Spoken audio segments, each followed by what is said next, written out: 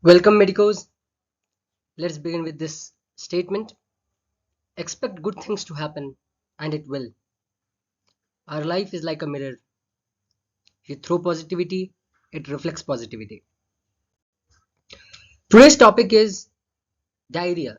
Basically, we'll be talking about diarrheagenic E. coli, and we'll be enumerating bacterial, viral, and protozoal agents that causes diarrhea. So, what is diarrhea? WHO defines diarrhea as passage of 3 or more loose or liquid stools per day, or in excess than the usual habit for that person. That is called diarrhea. So loose or liquid stools per day more than 3 times. Diarrhea can be due to microbial infection, for example, viral, bacterial, protozoal, helminthic, or it can be associated with inflammatory bowel disease like celiac diseases. Now let us see what are the bacterial, viral and protozoal agents that causes diarrhea. Let's begin with bacterial agents which causes diarrhea. Gram-positive cocci, we have Staphylococcus aureus. In gram-negative bacilli, we have Vibrio cholerae, Escherichia coli, non-typhoidal salmonella, Salmonella typhi, which causes enteric fever, typhoid, Yersinia enterocolitica, which causes typhoid-like illness. Then gram-positive bacilli, the examples are Clostridium perfringens, Listeria monocytogenes, and Clostridioides difficile. Viral agents causing diarrhea are, first, we have rotavirus. This is the most common cause of diarrhea in infants. Norovirus, enteric adenoviruses, calciviruses, and astrovirus. Protozoal agents are Giardia lamblia, Cryptosporidium parvum, Cyclospora chitinensis, and Cytoisospora belli. Now let's talk about diarrheagenic E. coli. These E. coli are antigenically distinct from the commensal E. coli which colonize our intestine. So we are having E. coli in our intestine as a commensal. But there are some antigenically distinct form of E. coli which causes diarrhea. And only few serotypes of E. coli expresses the enterotoxin or other virulence factor which results in diarrhea. Let us see what are the pathotypes. So before going to the pathotypes, let us first see what are the virulence factors of E. coli. We have surface antigens, 4 surface antigens and toxins. The 4 surface antigens are somatic, O antigen, flagellar, that is H antigen, capsular antigen, that is K antigen, and fimbrial antigen. Toxins. This bacteria produce exotoxins. We are having enterotoxin, 3 types of enterotoxin. These are either heat labile, heat stable, or verocytotoxin. These are produced by diarrheagenic strains.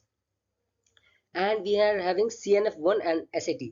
What is CNF1? There is cytotoxin necrotizing factor 1 and SAT is secreted autotransporter toxin. These are cytotoxic to the bladder and kidney cells and act as a virulence factor for pathogenesis of urinary tract infection. Today we will be talking only about this enterotoxin because we are talking about diarrhea. The serotyping of E. coli is based on agglutination. So these are the antigens, and how do we serotype E. coli? It is based on the agglutination of these antigen by specific antisera. So with specific antisera directed against each surface antigen. Let us talk about the surface antigen. These somatic or O antigen are present on the side chains of the lipopolysaccharide antigen, and these form the major surface antigen. O antigen induces the antibody formation. The flagellar antigen or H antigen provides bacteria the motility. Hence, it's a virulence factor. Then the capsular antigen. It is very important. The polysaccharide capsule antigen, it is present on the envelope. So it is present on the envelope. And when the capsule is present, it encloses the O antigen. that is the somatic antigen. So it encloses the O antigen and hence renders the strain inagglutinable by O antisera. So if we will use O antisera, agglutination will not happen because this capsular antigen which is present on the envelope, it encloses it, and this may also help by inhibiting phagocytosis, hence the virulence factor. Now the fimbrial antigen or the pilus, it is an organ of adhesion, hence it helps the bacteria to attach and to form colony, attachment and colonization. We have various fimbrial antigen like CFA, it is very important, colonization factor antigen. It is present in ETEC, we'll be talking about it, enterotoxigenic E. coli. Then mannose resistant fimbriae, it is for uropathogenic E. coli. It helps in colonization of these bacteria onto the uroepithelial cells. Then P. fimbriae, these bind specifically to the P blood group antigens which are present on the human RBC and uroepithelial cell. Today, we will be discussing only about CFA, colonization factor antigen. Now let us talk about the 6 pathotypes. The main topic of discussion today is about these 6 pathotypes. So we are having 6 pathotypes of diarrheagenic E. coli. The first one is enteropathogenic E. coli. Second is enteroinvasive E. coli. Third is enterotoxigenic E. coli. Fourth is enterohemorrhagic E. coli. Then we have enteroaggregative E. coli. And lastly, diffusely adherent E. coli. So we need to remember all of these. So I made a mnemonic for it, like Pitta or Dad. So P is for pathogenic, I stands for invasive, T is for toxigenic, H is for hemorrhagic, and A is for adherent. And this DAD is diffusely adherent. So just add enteropathogenic E. coli, enteroinvasive E. coli, enterohemorrhagic E. coli, and enteroaggregative E. coli. And at last we are having diffusely adherent E. coli. The main motto is to remember this. You may use it, or if it is easier to remember like this only, it's better. Now we will be discussing about each pathotypes individually. But before that, let me tell you why this topic is important. There are a lot of MCQs which can be framed from this particular topic itself, and it is likely to appear in NEET exams, NEET PG exam. And also it appears as 5 marker for university exam, and again MCQ in university exams. That is why this topic is very important. Now let us begin with enteropathogenic E. coli, EPEC. All the things which are in red and bold, it is important. At least we should know that. So it causes infantile diarrhea as an outbreak and sometimes sporadic diarrhea in adults. That means 1-2 cases. And person to person spread is also seen. Now this two thing is very important here. EPEC is non-toxigenic. It doesn't produce any toxin. No toxin is produced. And it is non-invasive also. Let us see the mechanism of diarrhea in this particular infection. So first of all, there will be adhesion to intestinal mucosa, which is mediated by the plasmid coated bundle forming pili. This is very important. Bundle forming pili is associated in EPEC. So adhesion to the intestinal mucosa, this causes typical lesions in the intestinal epithelium. The name of those lesions is attaching and effacing type of lesions. Due to this, there is disruption of the breast border epithelium, and hence the secretion increases and causes watery diarrhea. Now let us discuss about enteroinvasive E. coli, EIEC. In the word only invasive is there. It will be easier to remember that this is invasive, whereas enteropathogenic was non-invasive. Now this EIEC is genetically, biochemically, and pathogenically closely related to Shigella. Now in another video we'll be discussing only about Shigella. Now for now let us discuss about the pathogenesis of EIEC. So it is non-toxigenic, it is invasive, and invasive means it invades the epithelial cell and it is mediated by plasmid coded antigen. That antigen is VMA, virulence marker antigen. So VMA, we see this in EIEC. So there is epithelial cell invasion. So what are the manifestation of this infection? So due to that, there will be ulceration of bowel and dysentery, diarrhea with mucus and blood, called bacillary dysentery, resembling shigellosis. Shigellosis is caused by Shigella, and here it resembles shigellosis. So there is diarrhea with mucus and blood, and when blood is there, it is called dysentery. Here, since it is a bacteria, it's a bacilli, it is called bacillary dysentery. So how do we diagnose such infection? The most important thing here is a detection of VMA by ELISA. Virulence marker antigen will detect this. Hence, we will get to know. Then there is something important about EIEC is, compared to other E. coli strains, it is biochemically atypical because it is non-motile and it is lactose non-fermenter. It is a lactose non-fermenter. Also, we can use HeLa cell invasion assay. So, what is this HeLa cell? HeLa cell is a human cell line. It is a cancerous cell belonging to a strain which is continuously cultured since its isolation in 1951 from a patient who was suffering from cervical carcinoma. This designation HeLa is derived from the name of that patient. Her name was Henrietta Lacks. From that, it has been taken. Now we have enterotoxigenic E. coli. Enterotoxigenic ET, T for traveler's diarrhea. This is the most common MCQ asked in NEET PG. Traveler's diarrhea is caused by enterotoxigenic E. coli. It is the most common cause of traveler's diarrhea. 25 to 75% of the cases is due to ETEC only. It causes acute watery diarrhea in infants and adults. It is toxigenic, again T for T, toxigenic, and it is non-invasive. Toxigenic means it produces toxin. Now let us see the pathogenesis. Attachment to the intestinal mucosa. Here also there is attachment, and it is mediated by fimbrial protein called CFA, which we read in the virulence factor. And this is very important. Colonization factor antigen and toxin production. Let us see about the toxin production. The toxin produced by ETEC resembles cholera toxin in structure and function, but it is less potent. What is the mechanism of action? So here we have both heat labile toxin and heat stable toxin. Let us first see mechanism of action of heat labile toxin. So we have A and B, two peptide fragment. We have two peptide fragment in this. The fragment B is binding fragment. It binds to GM1 ganglioside receptor, which is present on the intestinal epithelium.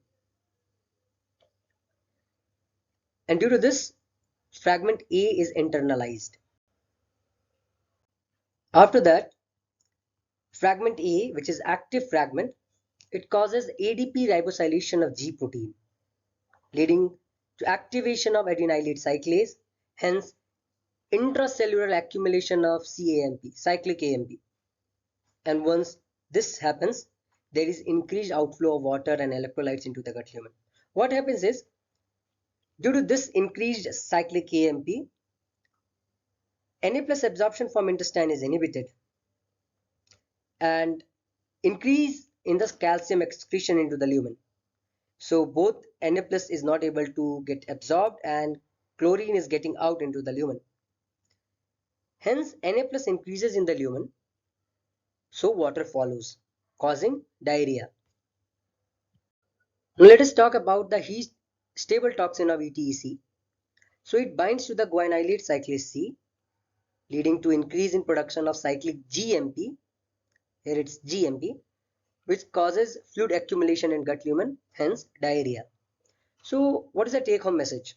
Heat labile toxin acts by increasing CAMP, cyclic AMP, and heat stable toxin acts by increasing cyclic GMP. Diagnosis. How do we diagnose enterotoxigenic E. coli? So the important thing is toxin detection. We have to detect the toxin. So we can detect the toxin either by latex agglutination, ELISA, and we have molecular methods. The PCR detecting gene coding for the labile toxin. Same goes for the stable toxin also. Now let us talk about enterohemorrhagic E. coli, EHEC. In the word only hemorrhage is there. That means there will be bleeding. O157H7 is the most common serotype of EHEC. Now this E. coli is transmitted by contaminated food, either consumption of lettuce, spinach, sprouts, and undercooked ground beef. The most important thing about this is to initiate the infection, it doesn't require a high infective dose. In a low infective dose also, it can initiate the infection as low as less than 10 power 2, that is less than 100 bacilli will also cause the infection, can initiate the infection.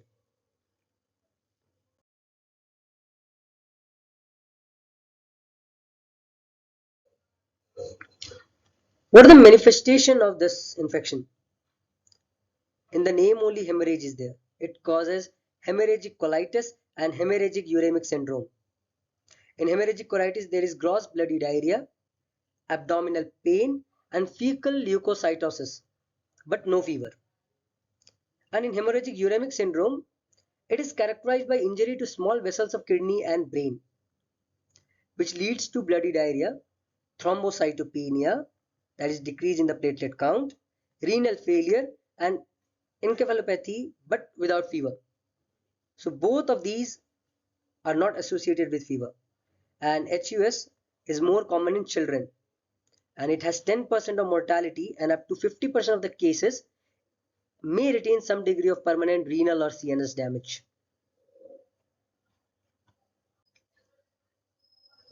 Diagnosis of EHEC.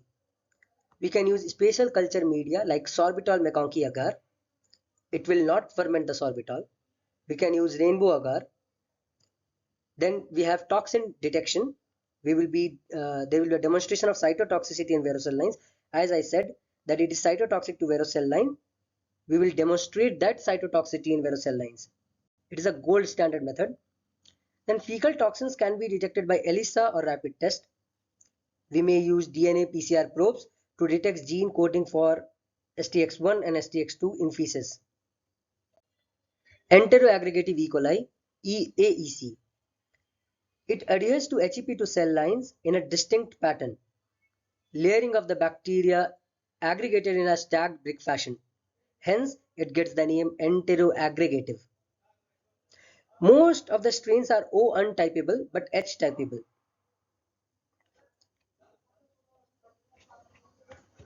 The O and H are the name of the surface antigen.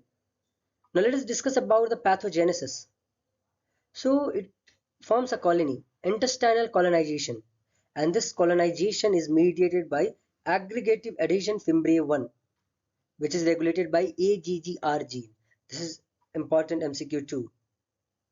It can produce East 1 toxin, which is enteroaggregative heat stable enterotoxin 1. Manifestation. It causes persistent and acute diarrhea. It can also cause traveler's diarrhea, but the most common to cause traveler's diarrhea is ETEC. So if in MCQ both options are there, we have to choose ETEC. If both A and B or something like this there, then we can choose both. And it also causes persistent diarrhea in infants. E. coli O104H4. This is an enteroaggregative strain, a strain of this EAC, which caused major outbreak in Germany in 2011. In 2011, there were major outbreak. One peculiar feature of this strain is it produces Siga toxin also and can cause HUS. Diagnosis of EAC. Detection of AGGR and AAT gene by PCR and HEP2 adherence test. This is the gold standard test. At last, we have diffusely adherent E. coli, DAEC. It has the ability to adhere to HEP2 cells, but in diffuse pattern, hence the name diffusely adherent. It expresses diffuse adherence fimbriae and causes diarrheal disease primarily to children aged 2 to 6 years. Now let us talk about the treatment. The mainstay treatment of this is fluid replacement. Use of antimicrobials is generally avoided, but there are some situations where antibiotic may be considered. For example, in severe cases of Travers diarrhea, either caused by ETEC or EAEC, we can use azithromycin and rifaximin. Rifaximin is an oral non-absorbable antibiotic. Then, in severe cases of EIEC, enteroinvasive E. coli, though this infection is self-limited, antibiotics such as azithromycin is indicated as it fastens the recovery, particularly in the severe cases. Then EHEC, enterohemorrhagic E. coli, and the E. coli O104H4. In this, if the treatment has to be started, for example, if positive blood culture came, then azithromycin is indicated. But we should keep one thing in mind: cotrimoxazole, beta-lactams, and metronidazole should be avoided in this condition as it can precipitate hemorrhagic uremic syndrome. Then in case of EAEC, only in immunocompromised patient, ciprofloxacin for 3 to 7 days is recommended. Now this is the chart to summarize everything which we read today. So you can take a screenshot of this to revise it. So after seeing this video, take a screenshot of it and revise it completely. So these are the important things. For EPEC, it is non-invasive, non-toxigenic, causes infantile diarrhea, outbreaks. Also we read sporadic diarrhea for adults. Bundle forming pili is the important thing here, causes attaching and effacing type of lesion, increased secretion and watery diarrhea. Enteroinvasive, it is invasive, non-toxigenic, causes bacillary dysentery. VMA, virulence marker antigen, is very important here, causes ulceration of the bowel. It is atypical as it is non-motile and lactose non-fermenting in contrast to other E. coli. And detection was using ELISA to detect VMA antigen, this virulence marker antigen, and HeLa cell invasion assay. ETEC, that is enterotoxigenic E. coli. It is non-invasive, but as the name said, toxigenic, it is toxigenic. T for T, traveler's diarrhea. T for T, T for toxigenic. CFA colonization factor antigen was important in this. Increase in GMP causes diarrhea, and also increase in CAMP causes diarrhea. Toxin latex, by toxin detection we can do the diagnosis by latex agglutination test. Now EHEC, that is enterohemorrhagic E. coli. This strain was important, O157H7. It is transmitted by contaminated food. Low infective dose is enough to initiate an infection, that is as less than 100 bacilli. Verotoxin or cigatoxin is produced, hence it is called cigatoxin producing E. coli, STEC. Manifestation was hemorrhagic colitis and hemorrhagic uremic syndrome. For diagnosis, we had varicella lines, gold standard, sorbitol meconchi agar. Here it doesn't ferment sorbitol. EAEC, that is enteroaggregative E. coli, adheres to HEP2 cell, hence got the name enteroaggregative, because stacked brick fashion in this particular form it is aggregated. The aggregative adhesion fimbriae 1, which is regulated by AGGR gene. This one was the strain of enteroaggregative E. coli which causes severe outbreak in Germany. It was a major outbreak, and peculiar thing about this is it can produce cigatoxin and cause hemorrhagic uremic syndrome. It also produced yeast 1 toxin. Manifestation was persistent and acute diarrhea. HEP2 adherence test was the gold standard. At end, we had diffusely adherent E. coli. It adhered to the HEP2 cells, but in a diffuse pattern. Diffuse adherence fimbriae causes diarrheal disease primarily in children aged 2 to 6 years. We'll get back to you soon. I hope this session was useful. I would like you to comment so that I can know what to improve and what all topics you want me to make video upon. And we'll end it with this statement: be kind, be honest, and be optimistic. Thank you.